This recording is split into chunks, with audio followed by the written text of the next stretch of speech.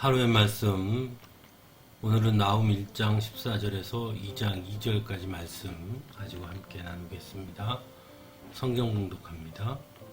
주님께서 너를 두고 명하신 것이 있다. 너에게서는 이제 내 이름을 이을 자손이 나지 않을 것이다.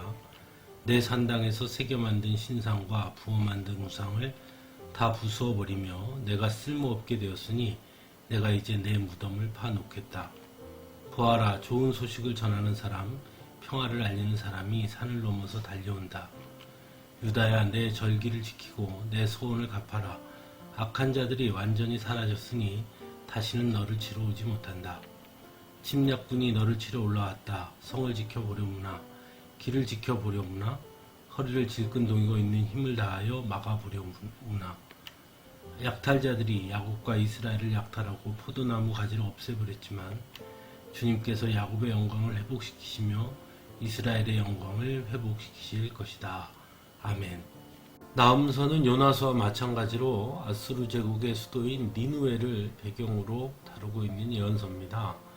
하지만 요나가 니느웨의 회개를 촉구한 것에 반해 나훔은 니느웨의 멸망을 선포하고 있다는 차이가 있습니다. 요나가 활동했던 당시 니느웨는 요나를 통해 선포된 하나님의 말씀 앞에 회개함으로써 하나님은 니느웨에 대한 심판을 거두어 주셨죠. 하지만 그로부터 70여 년이 지난 나훔 시대에 이르러서 니느웨는 하나님의 사랑과 은혜를 배신하고 도리어 이전보다 더욱 교만해졌고 죄악으로 가득해졌다는 것입니다. 그로 인해 하나님은 니느웨를 심판하실 것을 바로 이 나훔을 통해서 선포하고 계신 것이죠. 그래서 14절에서 너에게서는 이제 내 이름을 이을 자손이 나지 않을 것이다 라고 말씀합니다. 즉 니느웨에 대한 심판이 일시적인 심판이 아니라는 것을 분명히 말씀하고 있는 것이죠.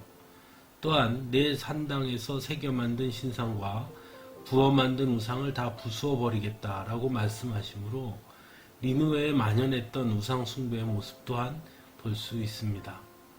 그리고 하나님 그 모든 우상들을 모두 부수어 버릴 것이라고 말씀하지요. 그리고 이제 내 무덤을 파놓겠다라고 말씀하시므로 결국 죄의 마지막은 죽음이라는 것을 분명하게 가르쳐주고 있는 것입니다. 또한 2장 1절에서는 하나님의 심판을 막을 길이 없다는 것도 분명하게 전하고 있죠. 그래서 침략군이 너를 치러 올라왔다. 성을 지켜보려무나 길을 지켜보려무나 허리를 질끈 동이고 있는 힘을 다하여 막아보려무나 라고 말씀합니다. 그런데 15절에서는 분위기가 완전히 바뀌는 것을 보게 됩니다. 즉 이스라엘의 원수인 아수르의 니느웨가 하나님의 심판을 받음으로 인해 이스라엘은 승리를 거두게 된다는 것을 말씀하고 있는 것이죠.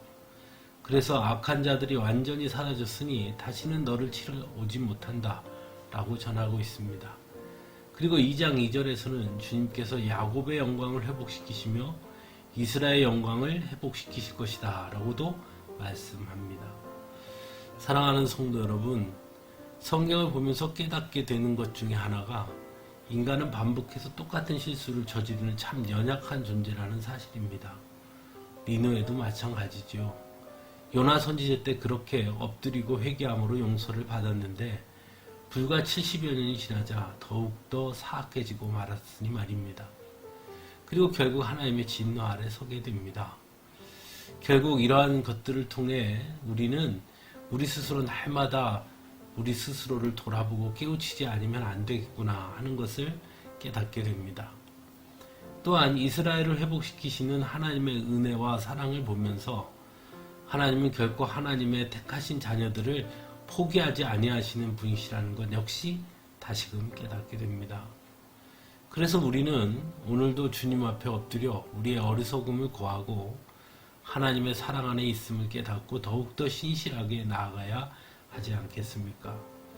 우리는 하나님께서 택하신 족속이요 왕같은 제사장이요 거룩한 나라요 하나님의 소유된 백성이니 말입니다.